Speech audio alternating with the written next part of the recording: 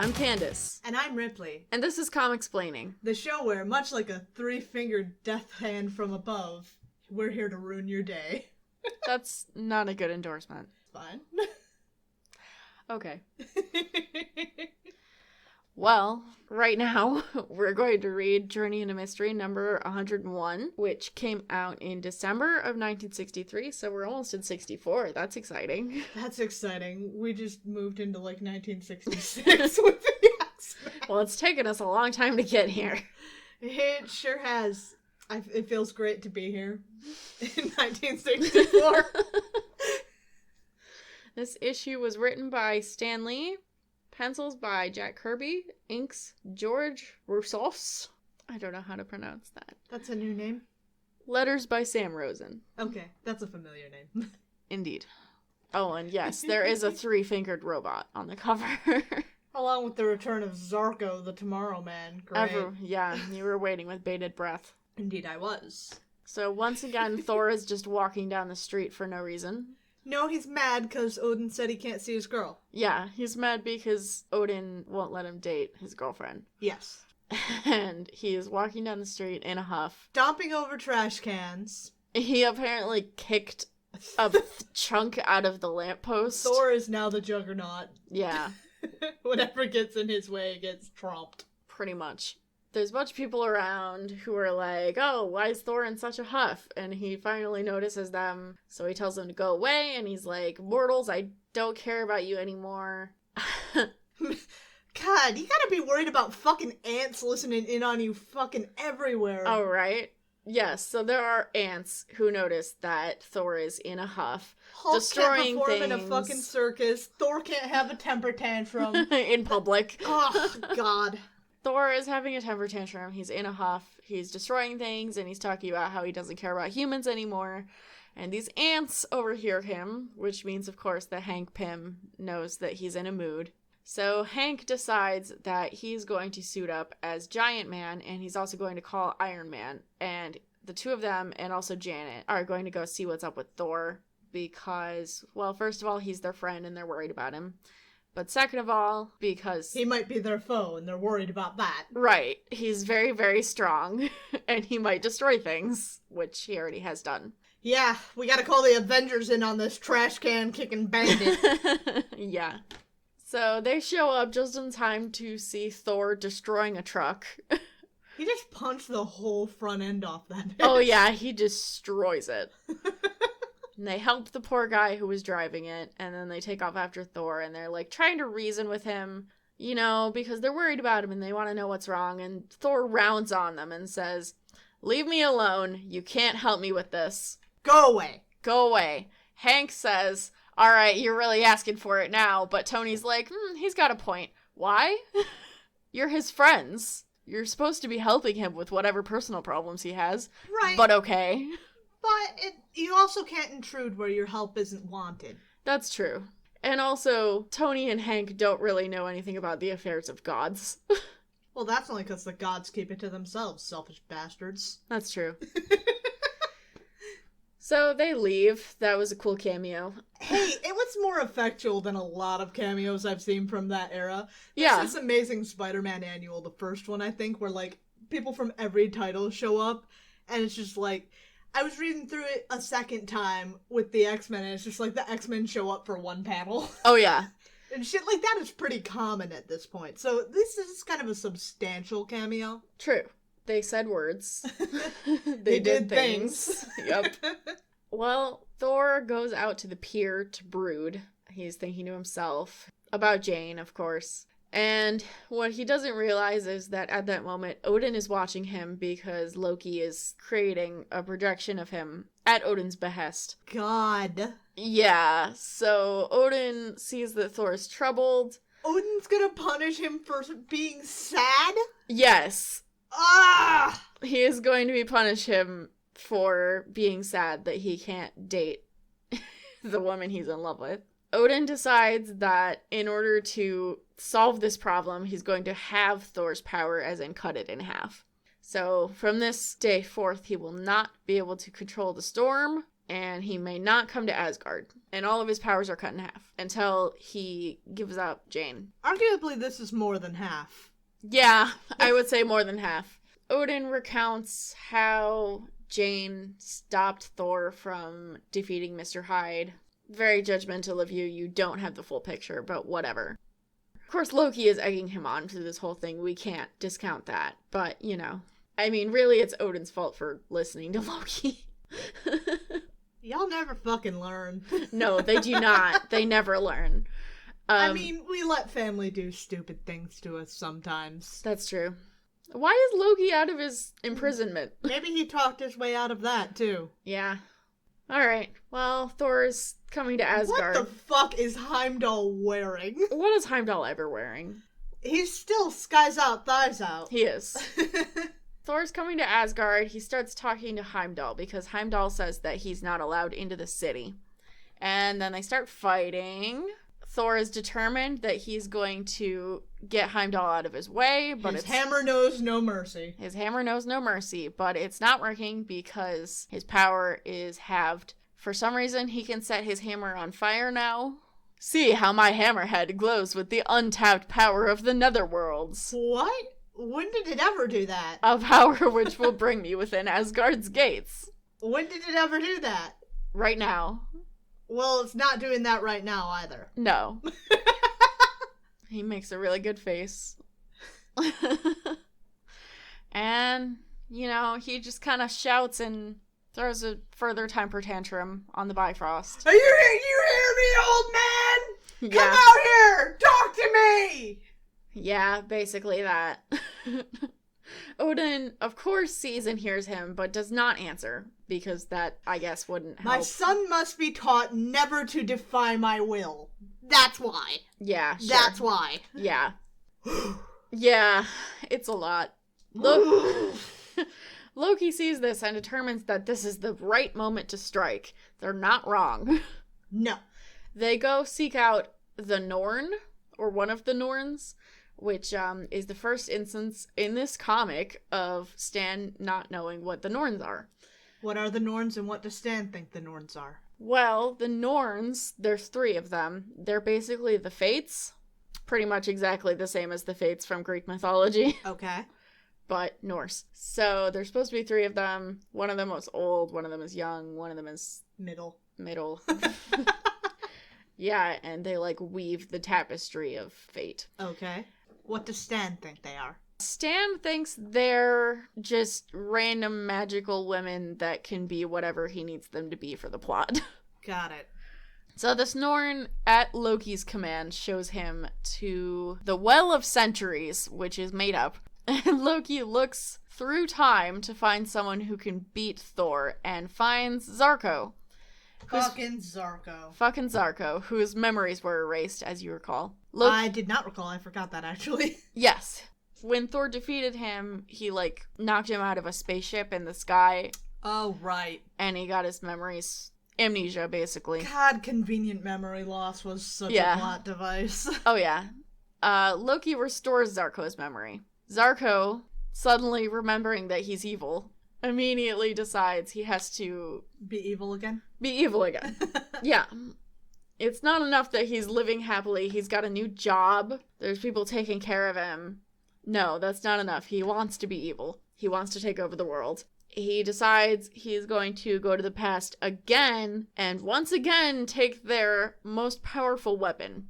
He's gonna try this trick twice? Yes, but there's a twist. Okay. So, first of all, he goes to the Municipal Science Center. God, if only. Right? This really is a dream society. It really is. I don't understand your problem, Zarko. Honestly.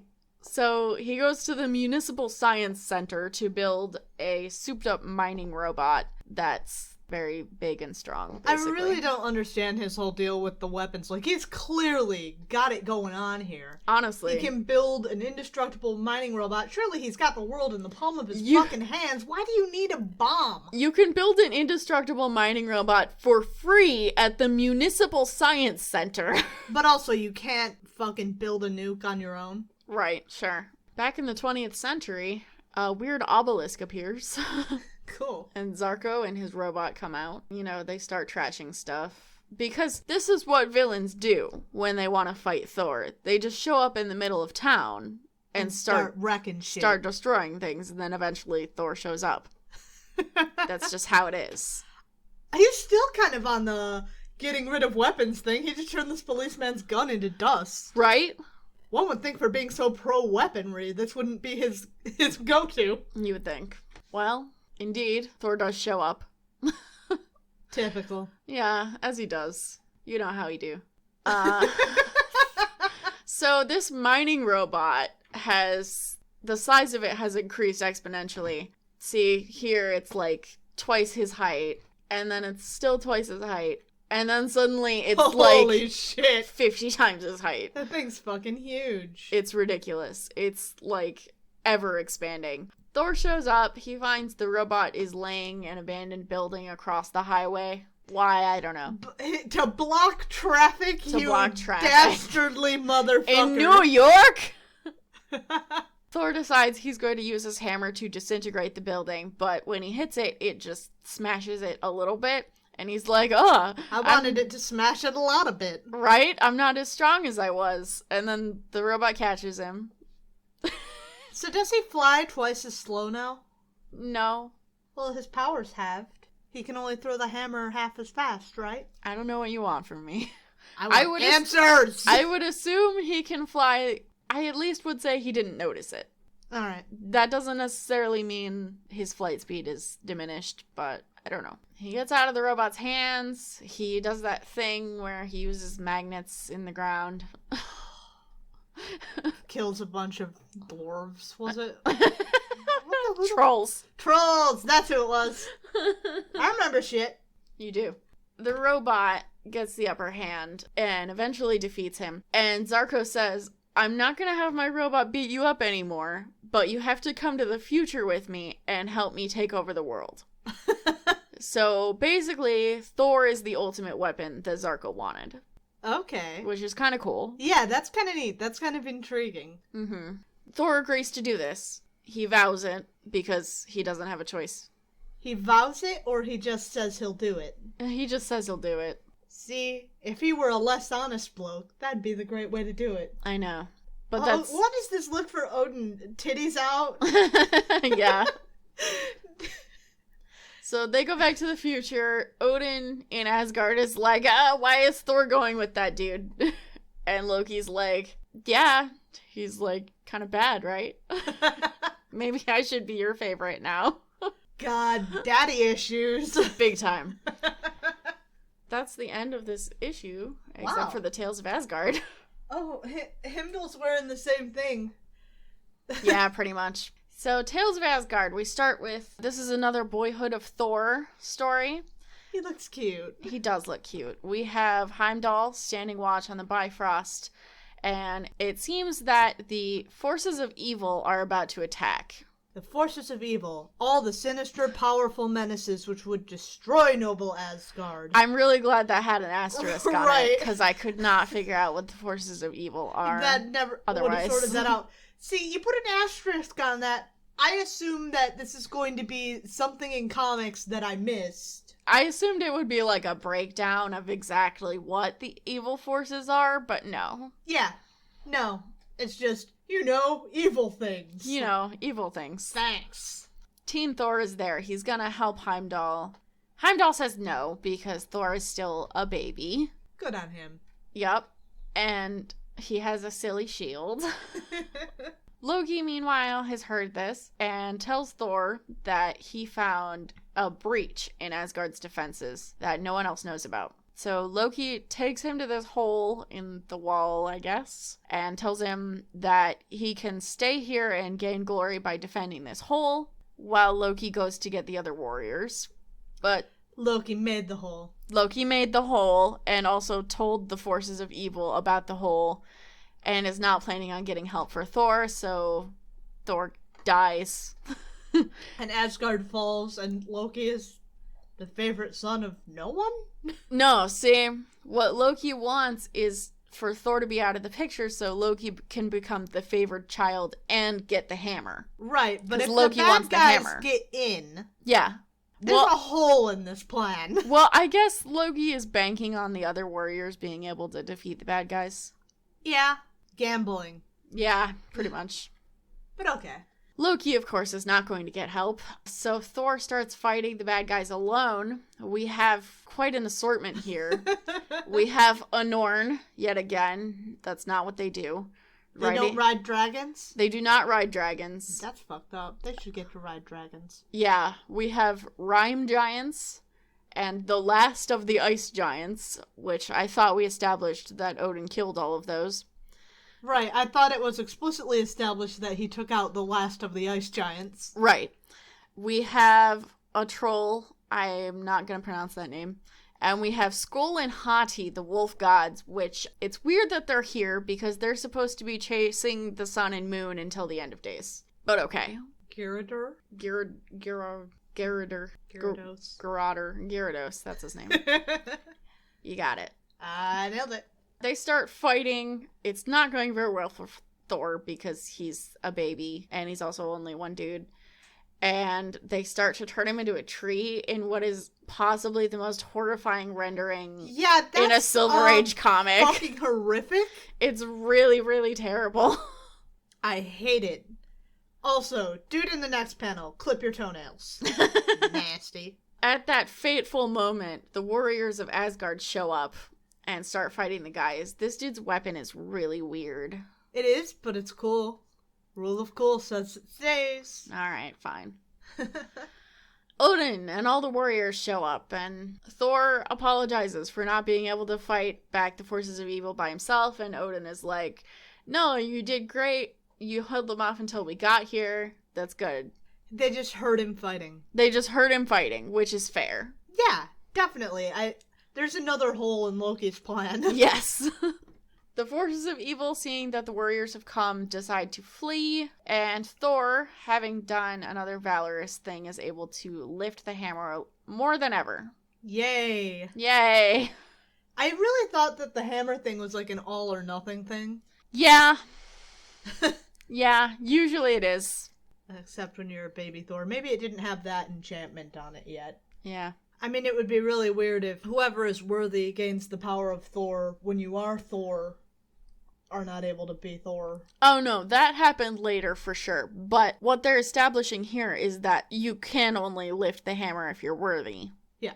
Which is why Thor is going out and doing, like, heroic stuff. Show he's worthy. Yeah.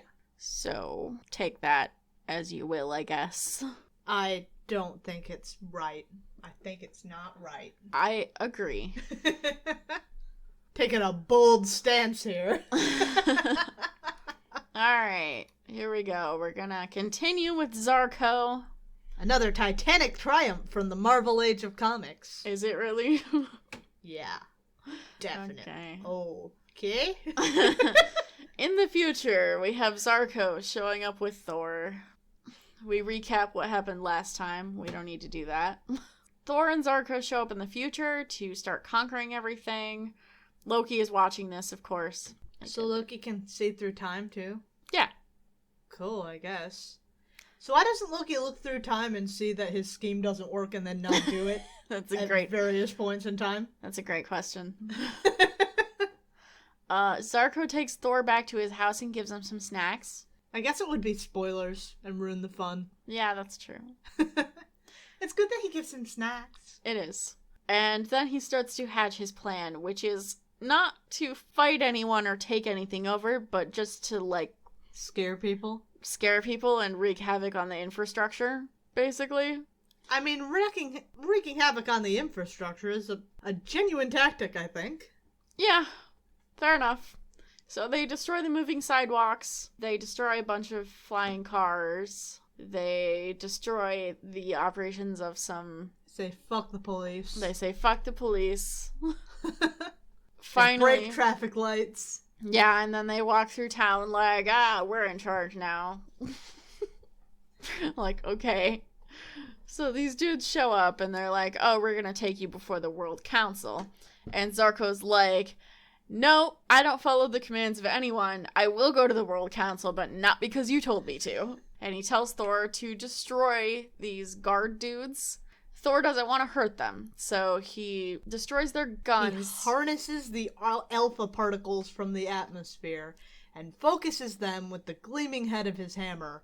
New Thor power? Yeah. Okay, even at half his strength, he's gaining new powers. Well, as the dude says, his power is beyond description. That seems convenient.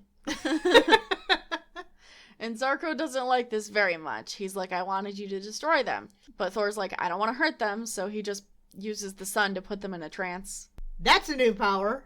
Well, he shines it off of his hammer. Okay. So he's like hypnotizing them with the light. That's... So you could just do that at any point in time? What if you were driving and you caught the wrong sun ray? I'm not saying it's a good explanation. I'm just saying... It would almost be a better explanation if that was just a power he had. I don't know why he would have that power, but it would make more sense. Yeah. So now that these guards or whatever are under his control, Zarko says, okay, now I'll go to the World Council. He's just such a stupid petty bitch. They go to the World Council, which is nothing. It looks like a news desk. It does. He demands that the World Council give him power over the Master Machine, which is the machine that gives the World Council their orders. And the World Council is in charge of the machines that run society. So the council is in charge of the machines that run society, but the council is in turn run by a machine. So why is there a council? Why is the world being operated by a computer? There's some, this is not as utopian a world as I thought. No, it definitely is not. What the fuck? It kind of seems like humans are being subjugated by a robot a little bit. Kind of. This is like one of those secretly dystopian futures. Yes. The council declines, and Thor threatens them, but secretly leaves a note on their desk. And as they're leaving, the council deploys a security robot that's shaped like an octopus for no reason. So they do have weapons, kind of. They're not weapons. Right. On a technicality, they're not weapons. But it does kind of seem like they have things that could be very easily used as weapons, such as that mining robot that Zarko used earlier. I had just figured that was a Zarko original, that wasn't one of their typical kinds of machines, but... No, he didn't build it from scratch, he modified it to be more dangerous. Okay. The narrative does say that they use those mining robots to mine. I mean, to be fair, a lot of things can be used against their purpose to cause harm. Exactly. That's what I'm saying. A car can be used against its purpose to cause harm. Well, exactly. It's not like they don't have any weapons. They just don't use anything that way. I still think this is kind of being used as a weapon. Yeah, it is. It's a security robot. It's shaped like an octopus. It grabs them, and Thor is not able to break free. And suddenly, the octopus starts shooting out vapor. It's vapor. Poisonous ink vapor. Yeah, it's poisonous vapor. Which Thor then funnels back into the robot, which somehow makes it fill up and explode. It's airtight? Well, what I don't understand is the vapor came from inside the robot. That's also a good point. So how can it not go back in? But whatever. After a while, this dude from the council comes to Zarko and is like, alright, I'm gonna take you to the control machine thingy. Whatever. So they go. They give him the keys to the master robot machine location. Yeah. Well, it doesn't have keys. It has a hatch that they have to bust open. And then after they bust it open, this thing flies out, and it's a C bomb. Is that the cobalt bomb? No. C being short for cell. Oh. This bomb is an actual instant prison. Okay, that's actually kind of cool. It is. So it bursts open, and it has all these different parts, and it traps them. Both of them.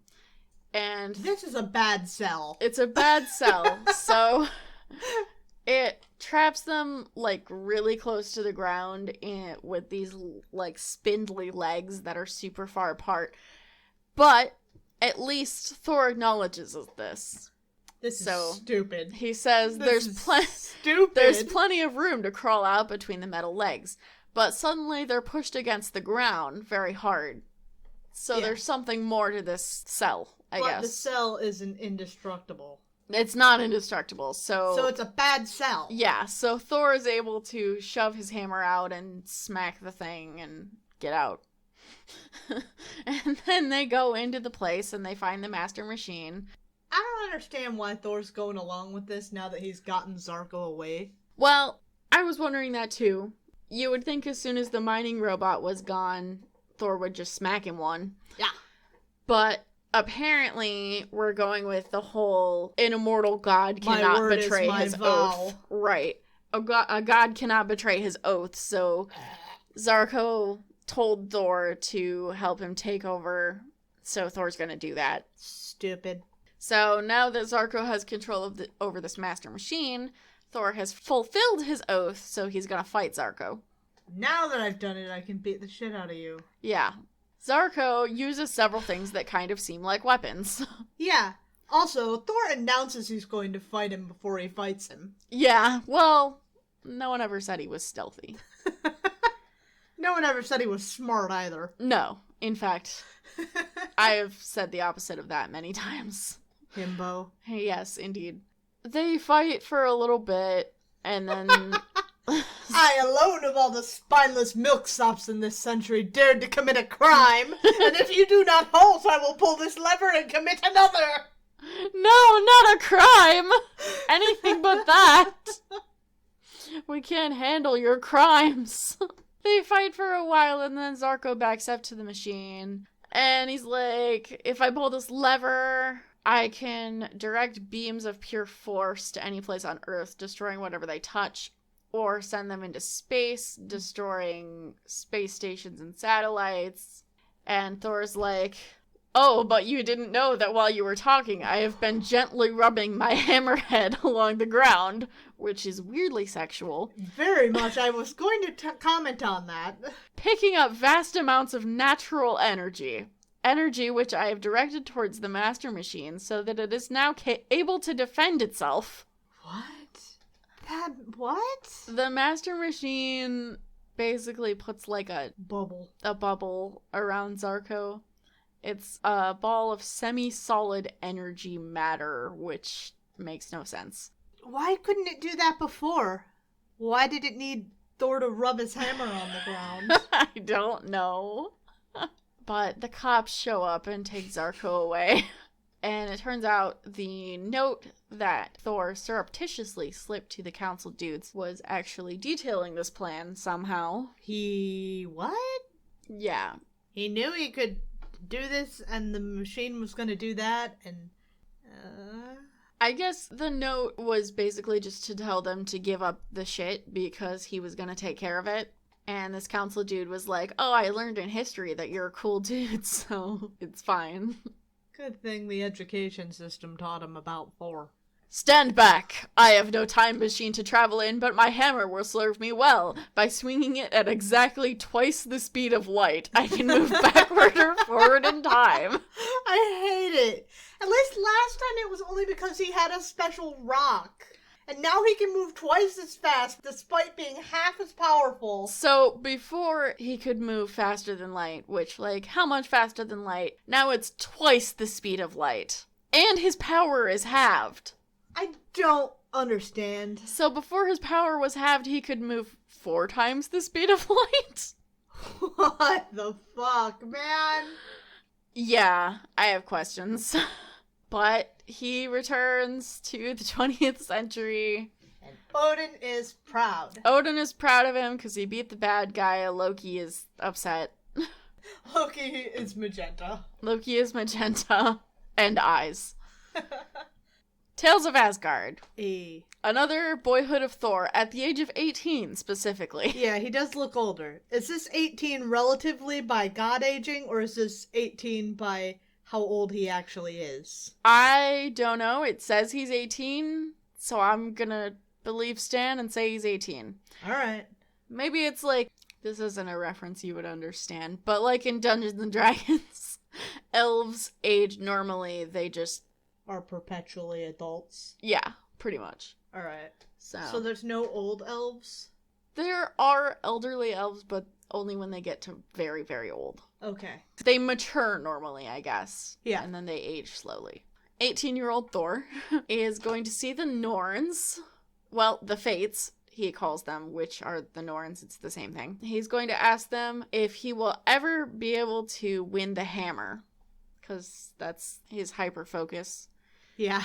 The Norns foresee his question before he even asks it, and they tell him, you can win Odin's enchanted hammer, but you will have to meet death first. She's not too bad. No, she's not. Thor decides by this completely vague sentence that means he'll have to die to get the hammer. Okay. I do understand why he would assume that from the phrasing. Well, yes, and also, again... He is not the brightest bulb. Yeah. He rides his horse very hard, and the horse is screaming. And he goes back to Asgard to try to lift the hammer, and he makes a silly face. And then, so we have... Baldur. Yes, we have a couple early appearances of characters who don't feature until later. So they're going to have appearances and personalities very different from what they have later. Okay. The first of those is Baldur. Baldur comes in, he's covered in wounds from battle, and he tells Thor that the storm giants ambushed him and kidnapped his sister, Sif. Okay, that doesn't sound right. His Sifster. His sister. Isn't Sif Heimdall's sister? Yes. Oh, good. I actually remember the thing. Yeah, you did. Yeah, later on in the comics, Sif is Heimdall's sister. So I don't know. Which would make sense. Yeah. That she is not Baldur's sister. Yeah.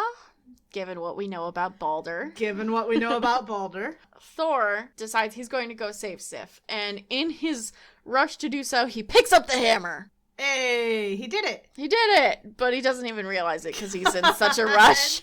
That's adorable. Yeah, so he rides off to go save Sif from the storm giants. And he completely wrecks them. Like, he destroys all of them and leaves a pile of bodies in his wake.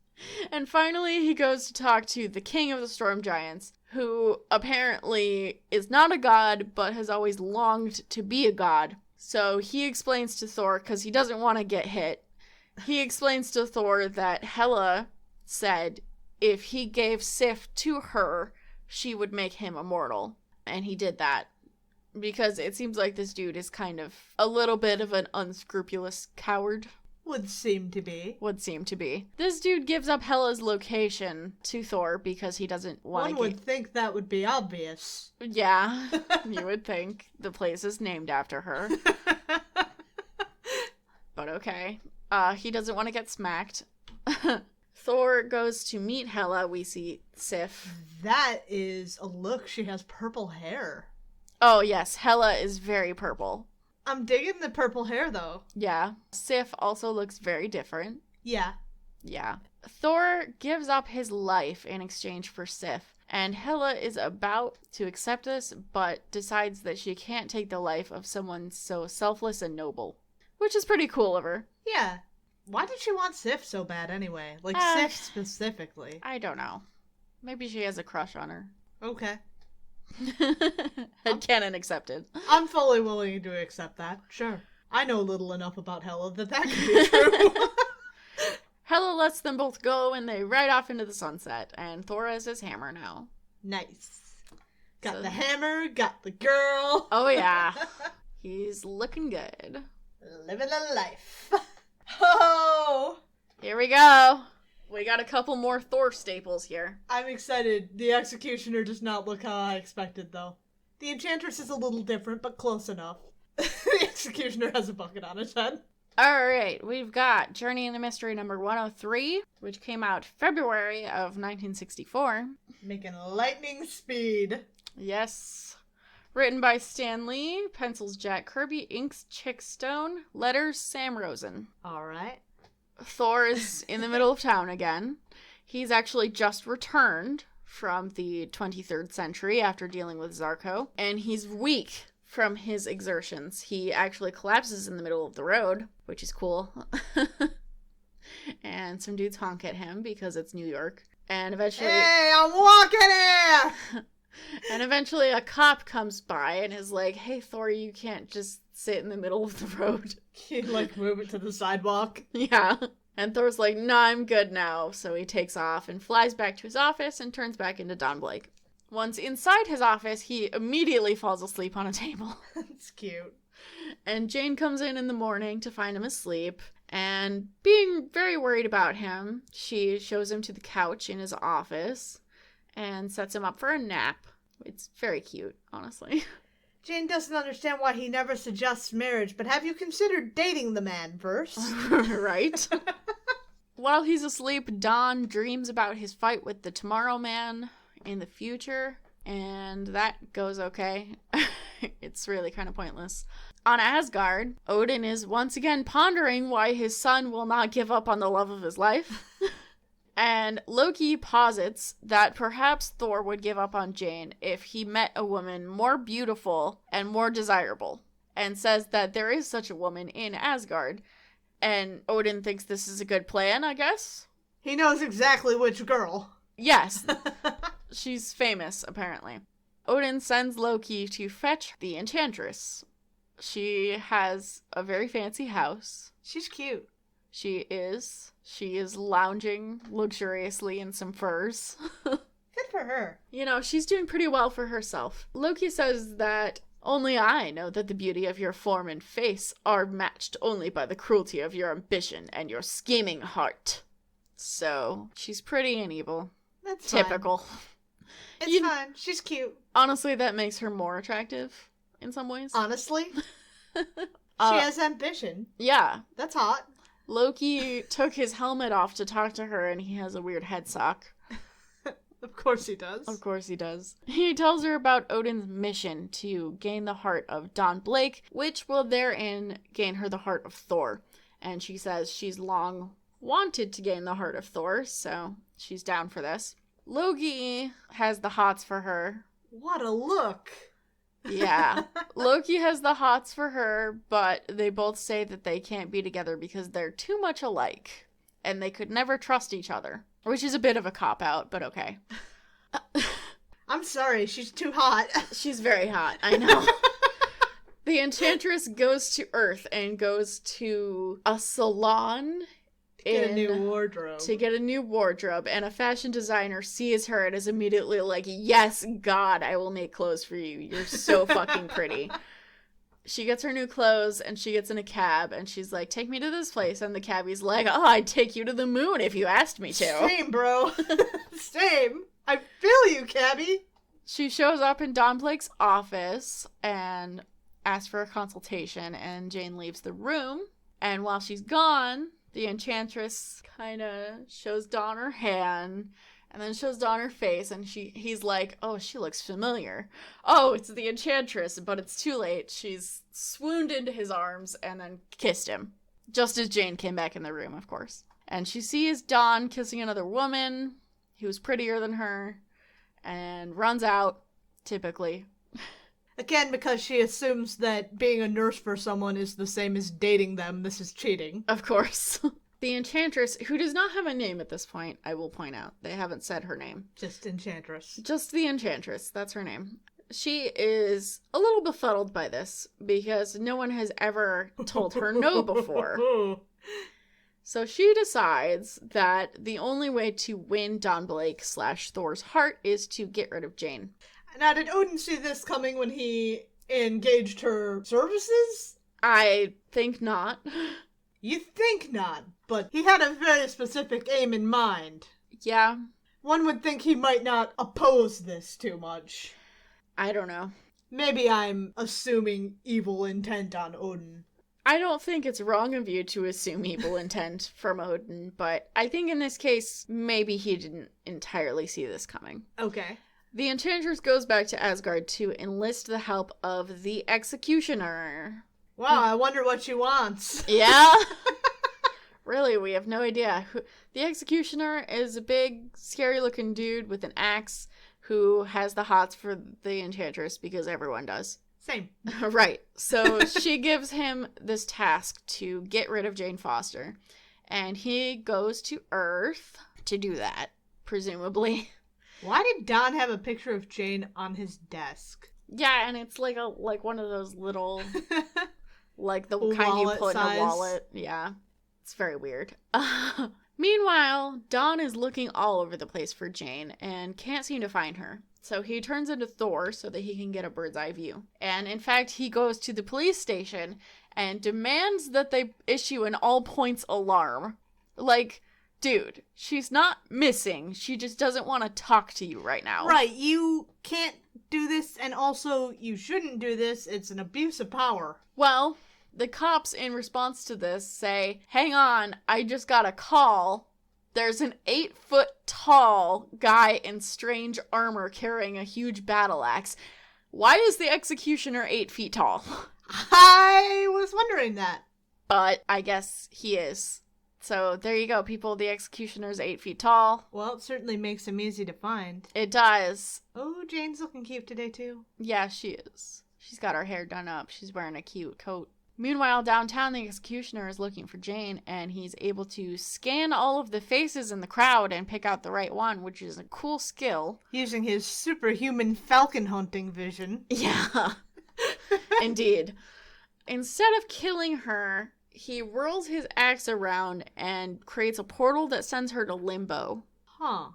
Yeah. Huh? Yeah. Huh. Mm-hmm. Okay, carry on, I guess. Which limbo is this? Because there are many limbos. It just says Limbo. The half-world between here and there. That doesn't clear anything up. No, it doesn't. Is this the limbo full of demons? Is this one of several other limbos? Is it the limbo where you have to go under a stick? No, it's not that limbo. Okay. Thor shows up just after this happens. Just in time to see Jane spirited away to another dimension, presumably. And he starts fighting the executioner. An executioner can create the devastating energy of an exploding sun with his axe? Yeah, so the executioner's axe is kind of similar to Mjolnir in a lot of ways. Okay. It has a lot of weird powers. Gotcha. Yeah. That's basically all I can say about that right now. The Thunder God doesn't have unlimited strength. He has half unlimited strength. Yeah, so they didn't address it, but I think after the last issue, Odin gave him his strength back. I'm not 100% sure on that. Maybe he only has to be at half strength to fight the executioner. That's a bit of an ego blow for the executioner. Yeah. They start fighting, they're trading blows, they're pretty equally matched until Thor knocks the axe out of the executioner's hand, and the way he does it is really funny. So he curls his hammer underneath the executioner's hand, and it just sweeps it straight up through his hand. That's great. It's really funny. The executioner says, okay, all right, stop this. I'll bring Jane back if you give me your hammer, because it's the one thing I've always wanted. What would you do with it? You can't pick it up. So Thor agrees to give it to him, even though he's thinking to himself that after 60 seconds he'll turn back into Don Blake, and if he doesn't have his hammer, he can't turn into Thor again. But that means he gets the girl. Right, that's what I'm thinking, but he doesn't think of that. So he agrees to give the executioner his hammer. The executioner cannot pick it up, but he does bring Jane back, and then he starts trying to pick it up, and he can't do it, of course. And then suddenly his hands turn into trees. The Enchantress has appeared. So she turned his hands into trees? She did. She's mad that he did not do what he was supposed to do, which was get rid of Jane Foster. Well, he did, but he brought her back afterwards. Yeah, technically he fulfilled his orders. Well, he's got conflicting interests, I guess. And she doesn't like that very much. So she turns his hands into trees and turns his feet into rocks. Turning him into some kind of half tree, half rock, half dude. Yes, indeed. She materializes. Thor tells Jane to run away, because why is she still there? The Enchantress yells at Scourge for a minute, which is basically their dynamic in a nutshell. I just said his name. That's fine. His name is the Executioner. He doesn't have a normal name, of course. Duh. She yells at him for a bit, and then she turns on Thor. and she says, I'm going to use my magic to affect your hammer and turn it into a snake. But he says, yeah, that's not going to work. That's not going to work. Only Odin can affect this. Don't go weapon. giving him any ideas. And, I'm sorry, the Enchantress is like, oh yeah, I forgot. Which, like, isn't it amazing how the other Asgardians routinely forget all of Mjolnir's powers? Very convenient. Of course, Mjolnir gains new powers all the time. Who can keep track? That's fair. They probably have, like, a refresher course every month on it. Here are the things Mjolnir can do. Shit. Odin can enchant it. That sucks. Apparently, being unable to turn Mjolnir into a snake, the Enchantress is defeated, I guess. That was her only plan. Yeah, well, she uses the gambit of her beauty, but Thor rejects her because he's in love. And she's kind of a bitch. She's kind of a bitch. Thor uses a tornado to send both the Enchantress and the Executioner back to Asgard, which is fine. That won't ever come back to haunt him. And then he turns back into Don Blake and goes to talk to Jane, and she's mad at him. He offers to walk her home, and she's like, secretly, I wanted him to come and make up with me, but I won't tell him that. God, I hate that shit. And Odin and Asgard... Women never say what they actually want. No. When they say they're fine, they actually mean they're mad at you. Oh, yeah. Women are impossible to understand. They never say what they mean. The old ball and chain. Odin in Asgard is throwing a temper tantrum because his son doesn't do what he wants him to do. How dare he? Honestly. It's pretty fucked up of your son to be an individual person. Pretty fucked up indeed. Pretty fucked up. Tales of Asgard. No longer the boyhood of Thor. He has the hammer now. He is in the kingdom of the dwarves, where he is going to talk to the Dwarven King. And the Dwarven King gives him a little teeny tiny boat that Thor is going to use to go on a mission that Odin gave him. The boat turns into a normal-sized boat, and it carries him across the sea to the land of Mimir, which is almost a thing. Thor gets there, he gets off the boat, and then immediately has to fight a dragon. Cool. Yep, and he throws a rock in the dragon's mouth, and then he keeps going, and then he meets a boar god, who also has a hammer, and they do dueling hammers for a minute. But Thor smashes the boar god's hammer, and his hammer may be bigger, but it's not as good. It's not as good. And Thor continues on, because the boar god, I guess, can't fight him without his hammer. That was his one trick. That was his one trick. Thor gets to Mimir, which again is almost a thing. Mirmir's a dude, not a place. Mimir is a dude. Okay. Yes. So he gets there, he talks to Mimir. Mimir apparently has some kind of agreement with Odin. He's going to do something for Odin, but he would only do it once Thor showed up with this special stick, which is a cutting from Yggdrasil. So Mimir uses this stick to stir his well, which rains water down on these two trees that are in the shape of people. And with the water from the well on the trees, they do turn into people. They are Ask and Embla, the first humans. Okay, cool. Yes, very cool. And then Thor flies off because his mission is done. Awesome possum. Yep. Are you laughing because I said awesome possum? Maybe. Oh, be nice to me. I'll think about it. Alright, as long as you consider it. We have a guest today. Our guest has kind of been here right along, but he's been polite and quiet. Guest host John is back. Hello. They can't hear you waving. Oh, of course. It's an audio medium. This is an audio medium. But it's a mood. Come on. John is visiting our apartment for the first time in over a year. Uh-huh. It's been a while. It's, I think, the first time we've had visitors in a year, at least. No, I had my siblings over. Oh, that is true. Dun, dun, dun, dun, That dun, is true. dun. You fucking quarantine monster. You monster. But, in case anybody is wondering, we are all fully vaccinated, 2 weeks past, healthy and in the clear, even for those of us who have not had COVID. Yes.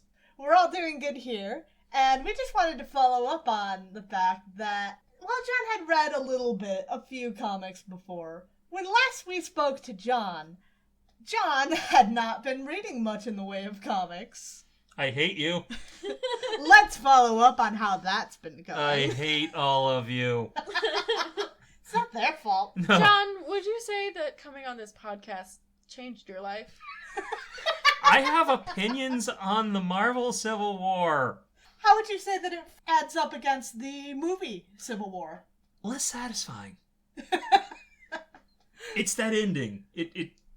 It's got a lot of good philosophical stuff, and then it just does not stick the landing at all. Oh my god. The people were even happy about the secret prisons.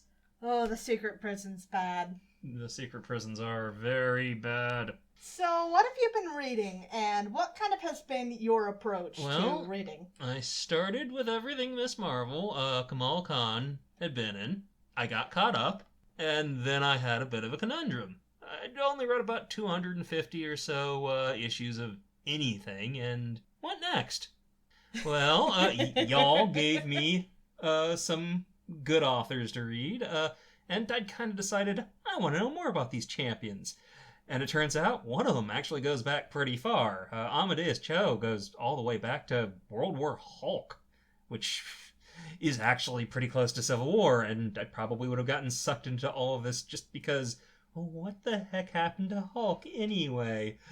How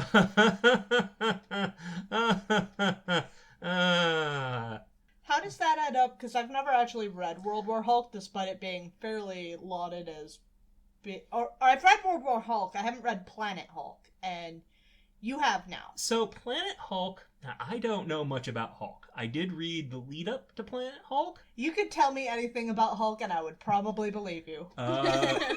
Well, Hulk... He's purple now. Oh, that's fucked up, man. He's been gray before, so why not purple? Yeah. He turned another color when he fought Ben Grimm in one of the Fantastic Fours by Joe Straczynski. What color was it? It could have been purple, actually. Holy shit. Oh, jeez. The purple Hulk is real! Oh, shit. Purple Hulk real. I don't fucked know up, what... bro. Now is the time. It didn't seem important at the time, but technically it's the incident that it led his friends to send him into space. As you do. Yeah, friends. And then his friends... Fucking Illuminati. Well, and to do that, they lied to him, saying a Hydra space station was going to end all life on Earth. It was actually a SHIELD space station. Uh-huh. That's how they... Messy.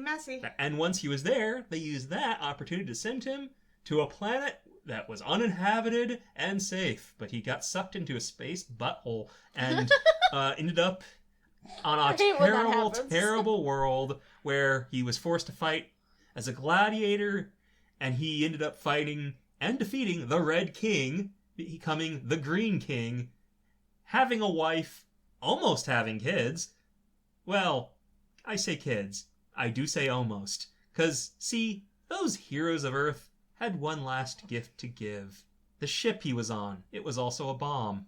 Deliberately or unintentionally? Because I got the impression that it was unintentional. It is entirely possible. Problem is, at another point, they also said that the ship didn't even have, faster than light drive. So, the fact that the thing's warp engines blew... So they modified it, and it was sloppy work. It may have been intentional. It may not have been intentional.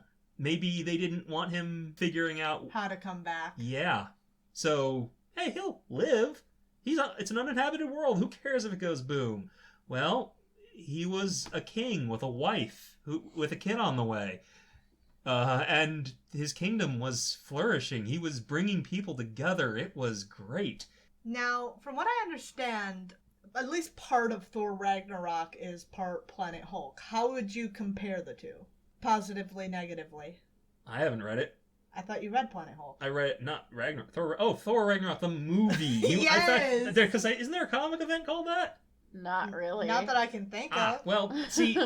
These are the things you learn. There's a when you're plot getting into in comics. Thor that is Ragnarok, Yeah. but there's no event Oh, this is called confusing. Ragnarok. But Ragnarok does happen. Ragnarok does happen. So, I'm actually kind of surprised there hasn't been an event called Ragnarok. Yeah. In theory, they did cannibalize some of Planet Hulk for Thor Ragnarok, and not in a bad way. But if there'd been Hulk movies, you could have actually had the full storyline. It's kind of disappointing to miss out on that. I think so. Yeah, that would have actually made a. It's almost a sword and sandals movie. I don't think this is normal Hulk fare, which makes it a good change up for Like Gladiator? Yeah. Actually, yes. It's got more in common with Gladiator than I would think most of Hulk things probably have in common with anything. All right. And, I mean, right now, I'm early on in World War Hulk, and he deserves every bit of revenge he can get. I didn't even read Planet Hulk, but it's just very cathartic.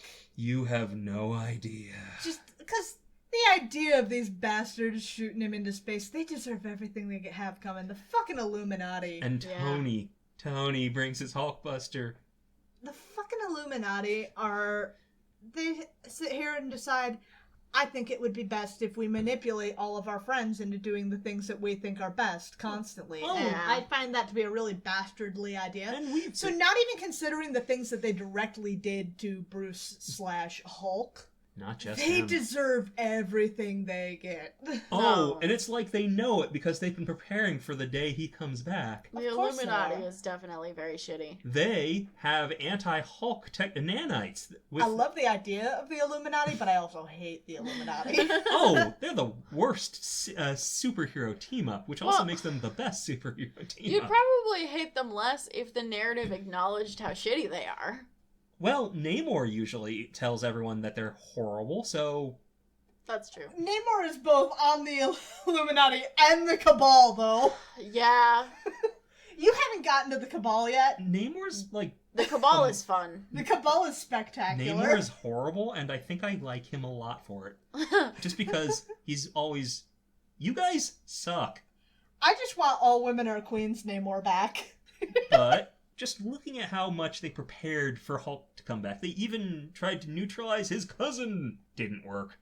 Tried to neutralize. They the depowered stuff. Jin for about half a second. Yeah, that was fucked. Yeah, adamantium needles with de-hulkifying nanites.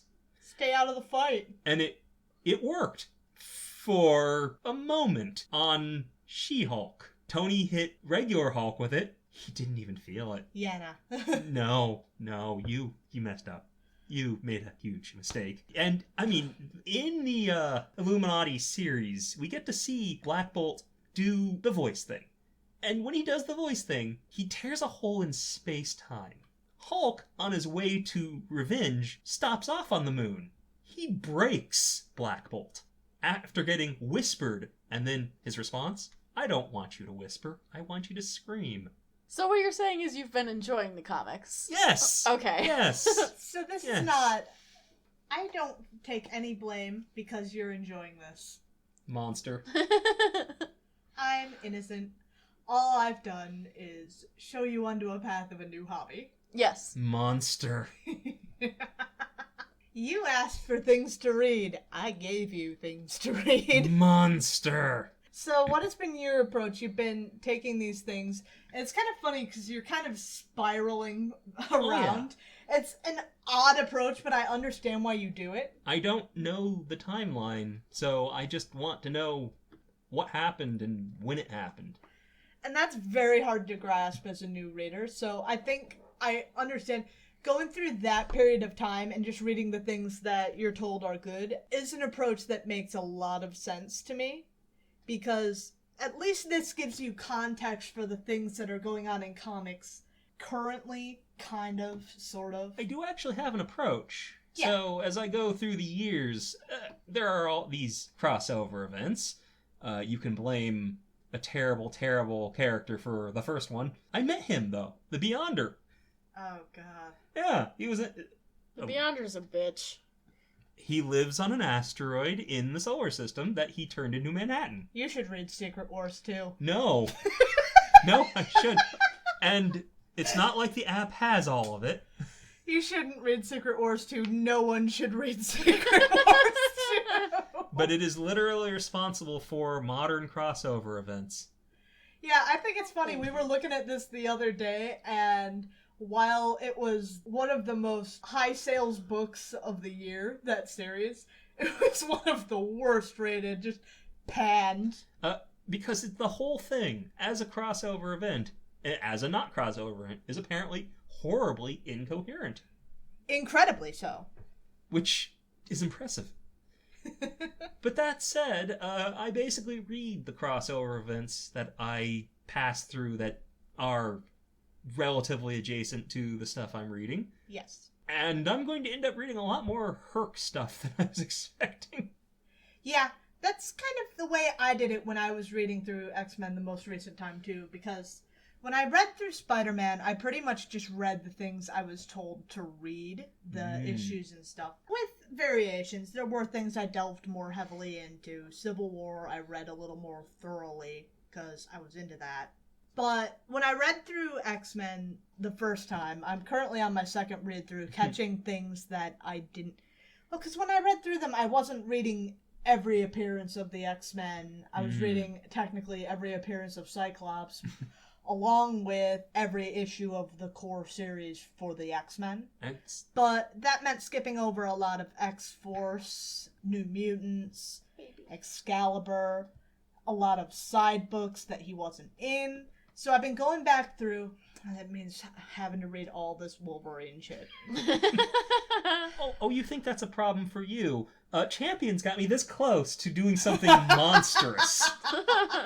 What? Because of young Cyclops. Oh, Baby Psych didn't get you? Hey, Not yet. I have all the Baby Cyclops stuff on my list. All right. So Baby Cyclops hasn't gotten you yet. You're just waiting. So I He's may a end fucking Trojan horse. I may see. Look, the rest of the champions aren't so bad. Most of them only go back to the early 2010s. Amadeus Cho goes back a bit further, but you know, as basically foundational members of this team, Cyclops is a bit of a problem, and it's not like he forgets what it means to be a champion. Technically, if you only want to read the stuff Baby Cyclops was doing, you only have to read through X-Men 8, and then all the stuff he does in the I've future. already got all the Baby Cyclops stuff on the list. Yeah. But that I also know that But if you want to read for more understanding of the character as he is and things he's been through even before that point, there are flashbacks and things that come in like Inferno and various other comics that you're just not going to get with that approach. But beyond that, it's a trap. It's a trap! Cyclops is a trap. He's a trap that dragged me through the entire timeline of the Marvel Universe. Well, that's why he was in Champions. Of course it is. So, I have that problem to deal with. In the future, but it'll get you. And, I mean, you gave me some authors to read, and I'm reading most of their stuff. I don't actually need more Secret Empire, so, I did not particularly enjoy Nazi Cap. No, I don't think anyone enjoyed I don't think Nazi anyone Cap. liked that. That's the meme right there. Yeah. Nobody liked that. Nobody liked that. Why did it only hit me, God, when was that I realized, wait, during Civil War II, see, I wasn't really privy to all the stuff that Cap was going through. Nazi Cap was being laid long before Nazi Cap got laid. Yeah, I the doubt ground it. for it, as a storyline, was laid long before Secret Empire. But I didn't know that during Civil War II, that he was already basically Nazi Cap. Fucking Nazi Cap. So, like, when he revealed that, I kind of went, what? It's like a mild version of Secret Invasion. I see what you mean on that. It threw... Invasion, when you get to Secret Invasion, you might actually enjoy that. That's kind of a fun event. I know I'm going to go through that. I put it on the list. It's there, so... It's kind of fun. It's... And it's one that's actually an event. Like, Of the ones coming up, there's Secret Invasion, and then there's Dark Reign that kind of spins off of Secret Invasion. Isn't But Dark Reign isn't really like an event. It's more of a Dark state Reign- of yeah, the world. exactly. thing. Exactly. World state. It's kind of like Initiative is labeled as an event, but the Initiative is another one of those things. This is the new status quo. Right. And some of these new status quos kind of suck. The Initiative is boring. Yeah. Well, the 50-state initiative It's is boring. not a great state of the world, I can tell you that. I dipped my toes into that around Siege because there were several tie-in books with Taskmaster, and I was like, what the fuck is going on? And I didn't get a better picture of what was going on, but it did seem very boring. A lot of people don't like Dark Reign. I like it, but I also, as I mentioned once or twice, love the Thunderbolts and the idea of bad guys pretending to be good guys. I enjoyed reading Dark Reign as a Loki list because a lot of the time Loki would just show up in a book and like be like and then leave. God. Which was always excellent. So I mean, I guess I that's really enjoy the it reason I as enjoy Loki. a commentary, which is how I take it, as a commentary on media and PR. Yeah, I finally got to Straczynski's Thor. And after that is... I know I have like 2 other authors who handle Thor well. As a full-on series, it's actually pretty fun watching the Illuminati be terrible people. They're indeed terrible people. They are. It's great. See, that's what I'm here. I'm down for Reed Richards' Bastard. See, I get that, because I love Charles Xavier, Bastard. He's... JMS wrote Reed Richards as a bastard, and good on him. I just wish he'd explained, if anyone had explained Tony Stark. But no, we're not going to explain why Tony Stark's doing this. We're going to give... Happy dies. don't worry, he gets his memory wiped later. But that doesn't fix the character. I can't think of the word. That doesn't actually fix the character. What are you talking about? He doesn't remember it. That doesn't change who he is as He a person. doesn't remember it, and then he tells Thor he'd do the same thing again. Oh, I hate the bitch! I hate Tony Stark! I know. Well, look, if Tony Stark is the kind of person who would still do the same thing Okay, even let's if he end lost this. his memory, Let's then end this. he's not a better person for losing his memory. Let's end this and then we To can be talk about continued. comics. To be continued. This is not going to be the end of this. We'll check back in with John. And I'll probably have more to say then, as I'll hate you even more because I'll probably be in even deeper. Alright, so with that said, let's wrap this on up. If you have any interesting comments on what we did this episode, if you would like to hear that again, we would like to know, because I think it was fun to just sit here and shoot the shit for a bit. But anyway, shoot us an email over at comicsplaining@gmail.com. You can also contact us on our socials. We're on Facebook, Twitter, and Tumblr, Comicsplaining in all of those locations. If you'd like to support the show, consider joining our Patreon. We have membership tiers from $3 up that will get you early access to episodes at $3, or at $5 you will get bonus content. There are outtakes for every episode. There's going to be a few for this one.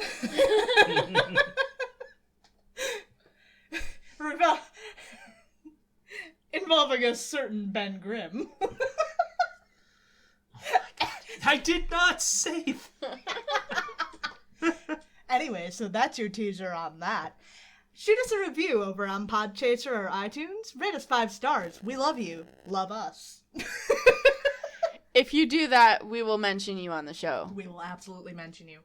If you're hearing this on YouTube, which we also have available, if you want to see a video version of things we're talking about on screen, you can follow us on YouTube. If you're already on YouTube, consider liking and subscribing.